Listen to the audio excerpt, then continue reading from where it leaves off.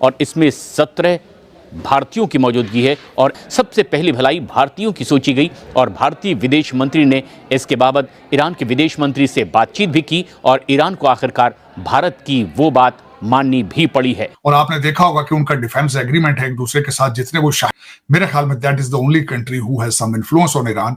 Otherwise अपने 17 Indians को बचाने के लिए, क्योंकि हमने देखा है कि इंडियंस किसी मुल्क में फंसे हों हमेशा इंडिया जो है वो मदद करता है अपने लोगों की, उन्हें वहां से बचा कर लाता है। तो क्या कहेंगे इस सारे मामले में? और उन्होंने कहा है जनाब के उन्होंने कहा कि हम आपकी मदद करेंगे। ये ऑफर ईरान की तरफ से इंडिया को की गई है। एक्सटर्नल अफेयर्स के मिनिस्टर हैं जो जयशंकर साहब, उनकी बात हुई है ईरानी फॉरेन मिनिस्टर हुसैन आमिर अब्दुल्लाहिन से। दिस व्हाट पाकिस्तान का do with this conflict, Iran और इजराइल का कॉन्फ्लिक्ट है। आप कहते हैं बेगानी शादी में अब्दुल्ला दीवाना, आप किस कैपेसिटी में? आपको तो सुबह खा लें शाम की फिक्र है आपको। सही बात। हालात क्या है मेरा, देखें सोए आपके हालात के, आप किस कैपेसिटी में हैं कि आप इसमें कमेंट भी कर सकें? आप किस कैपेसिटी में इसमें कर सकते हैं? पाकिस्तान का, हम तो पाकिस्तानी है ना, ऐसी सिचुएशन में पाकिस्तान की क्या रद्द अमल है या पाकिस्तान का क्या पॉलिसी होनी चाहिए? देखिए, पाकिस्तान की पॉलिसी तो ये होनी चाहिए कि उसको ईरान को सपोर्ट करना चाहिए बैक पे, लेकिन हम ये कर नहीं सकते। अगर हम ईरान को सपोर्ट करेंगे तो हम सब भूखे मर जाएंगे। हमें IMF कर्जा नहीं देगा। और जो ईरान है वो अपना ताल्लुकात जो है वो इंडिया के साथ अपने अच्छे रखना चाह रहा है। अभी ईरान के अंदर भी काफी सारी जो मेडिसिन है वो इंडिया ने भेजी है। सर, आपको याद है जब रूस और यूक्रेन के दरमियान वॉर हुई थी, तब भी बहुत सारे इंडियन और पाकिस्तानी स्टूडेंट वहाँ पे फंस गए थे। इंडिया ने उन लोगों को भी वहाँ पर अकेला नहीं छोड़ा था, अपने लोगों को भी बचा के लाया था। इवन के पाकिस्तान के बच्चे जो हैं, स्टूडेंट जो वहाँ पे पढ़ रहे थे, वो भी इंडियन झंडे का इस्तेमाल करते हुए अपनी जानें बचाकर वहाँ से निकले थे। जय श्री राम दोस्तों एंड जय हिंद दोस्तों। वीडियो क्लिप तो देख ली होगी। ईरान और इजराइल का युद्ध हो चुका है शुरू, क्योंकि ईरान ने जो है फ़िलिस्तीनियों के चक्कर में इजराइल पर बोल दिया अटैक और मिसाइल भी छोड़ दी। हालांकि ईरान को कोई नुकसान नहीं हुआ और ईरान ने जो है एक जो इजराइल का शिप था उसको कैप्चर कर लिया और उसमें थे 17 भारतीय।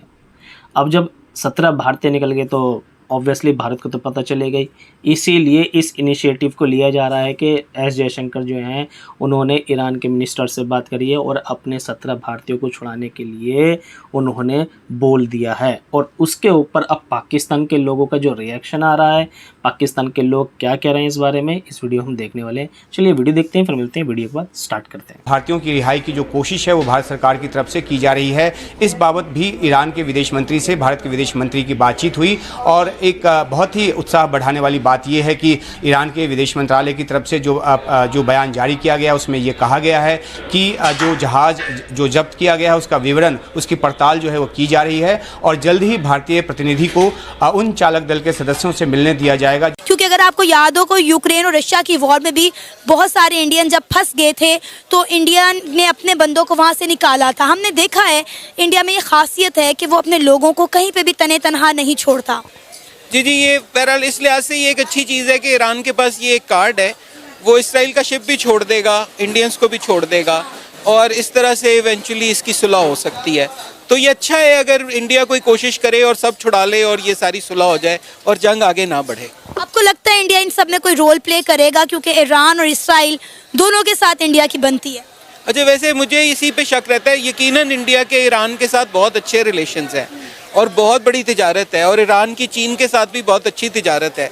तो अगर ईरानी अकल करें तो इस इवेंट से अपने आप को हीरो बनाने के बाद अगले इवेंट पे ना जाएं और इंडिया की मदद से इस सारे को डी एस्केलेट करके ख़त्म कर दें। इंडिया का रोल हो सकता है अमन कराने में। पाकिस्तान का, हम तो पाकिस्तानी है ना, ऐसी सिचुएशन में पाकिस्तान की क्या रद्द अमल है या पाकिस्तान का क्या पॉलिसी होनी चाहिए? देखिए, पाकिस्तान की पॉलिसी तो ये होनी चाहिए कि उसको ईरान को सपोर्ट करना चाहिए बैक पे, लेकिन हम ये कर नहीं सकते।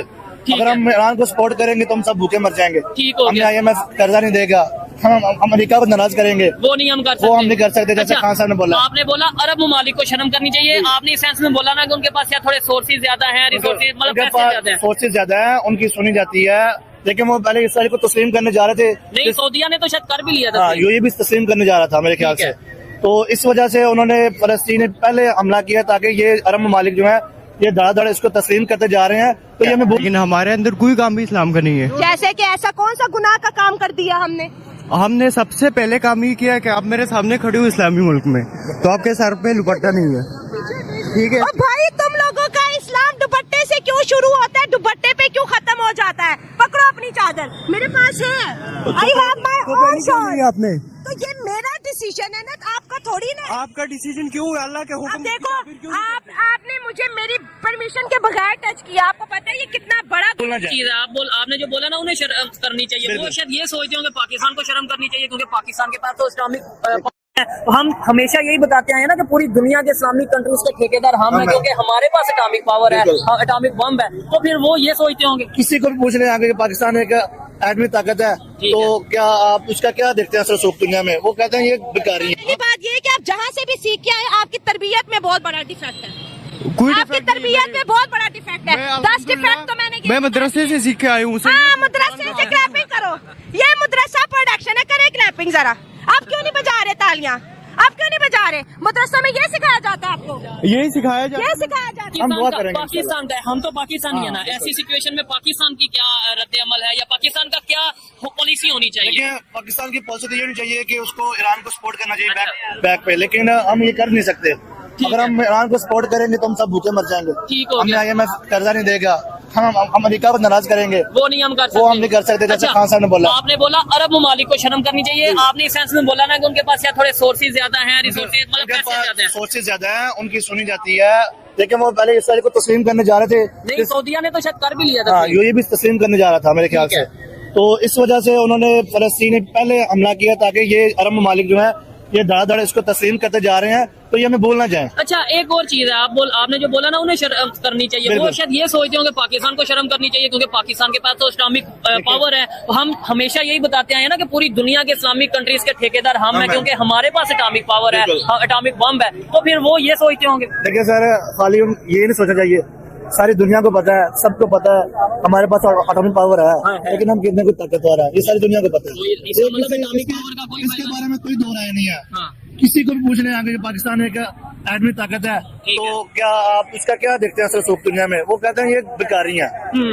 जैसे नरेंद्र मोदी कहता है कि ये कशकोल लेके फिरते हैं, जैसे हमारे PM साहब सिटिंग PM साहब कहते हैं कि हम कहीं जाते हैं तो बोलते हैं कि ये तो मांगने आ गए हैं। तो ऐसी सिचुएशन में हम कहेंगे हम इसको ललकार देंगे, हम ये कर नहीं सकते, पॉसिबल ये पॉसिबल नहीं है। वही मैं कह रहा हूँ ना, एटॉमिक पावर होने का फायदा क्या, जो हम हमेशा से हमें स्कूल में बताया जाता है कि सारी दुनिया के मुसलमानों को हमने महफूज रखा हुआ है, कि मतलब हमसे डरती है पूरी, मतलब इस्लामिक कंट्रीज को हमने महफूज रखा है, हम इस्लामिक सुपर पावर है। बिल्कुल, ये एक बयानी है। जैसे मुतालिया पाकिस्तान में और भी बहुत सारे बयानियां गड़े हुए। अच्छा, ये भी उस तरह के बयानी कि हमारा मुल्क नाम क्या तो इस्लाम का है, ठीक है, लेकिन हमारे अंदर कोई काम भी इस्लाम का नहीं है। जैसे कि ऐसा कौन सा गुनाह का काम कर दिया हमने सबसे पहले काम ये किया कि आप मेरे सामने खड़े हो इस्लामी मुल्क में, तो आपके सर पे दुपट्टा नहीं है, ठीक है? भाई तुम लोगों का इस्लाम दुपट्टे से क्यों शुरू होता है, दुपट्टे पे क्यों खत्म हो जाता है? पकड़ो अपनी चादर, मेरे पास है, I have my own short. आपने तो ये मेरा डिसीजन है ना, आपका थोड़ी ना। आपका डिसीजन क्यों है? अल्लाह के हुक्म। अब देखो,